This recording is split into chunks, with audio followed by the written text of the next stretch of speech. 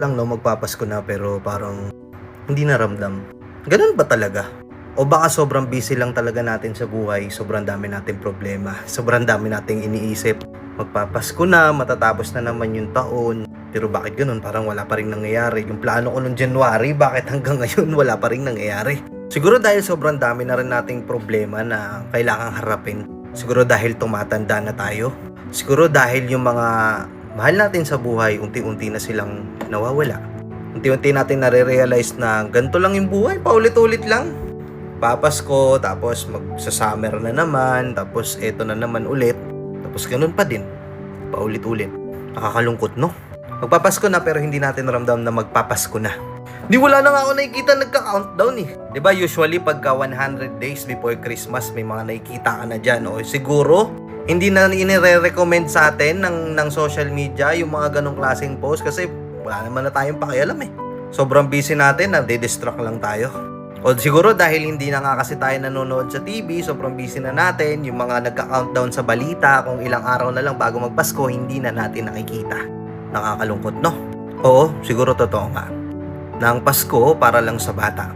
But it doesn't mean na, alam mo yun, yung papatayin mo na yung inner child mo sa sarili mo. Hindi porket eto na tayo, marami na tayong problema, marami tayong struggles, nagmamatured na tayo. Ibig sabihin nun, babaw na natin sa limot yung dating tayo. Yung mga gusto natin nung bata pa tayo.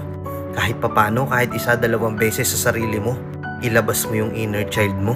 Kaso ito pa napansin ko, sa sobrang modern na ng mundo natin, alam mo yun, social media, kung ano-anong high-tech na yung ipinapakain sa atin, nawawala na yung essence nung dating saya nung bata pa tayo. Kung papipiliin tayo, no?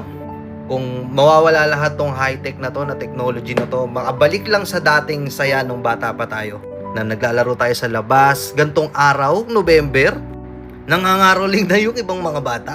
Siguro kung may babalik lang yung mga panahon na yun, mas pipiliin kong bumalik sa dating panahon na yun. Yung mga panahon wala pa tayo masyadong pinoproblema. Iniisip lang natin magkano yung hatian dun sa mga nakuha nating na pamaskuhan. Iniisip lang natin paano tayo magpapaalam kasi mangangaroling tayo sa gabi. Hanggang anong oras ba tayo uuwi? Sobrang simple ng buhay noon, wala tayong pinoproblema. Oo, wala nga tayo noong pera pero wala tayo masyadong pinoproblema. Ngayon hindi, ultimo pera, pinoproblema. Sobrang nakakalungkot, 'di ba? Ikaw, kamusta ka na?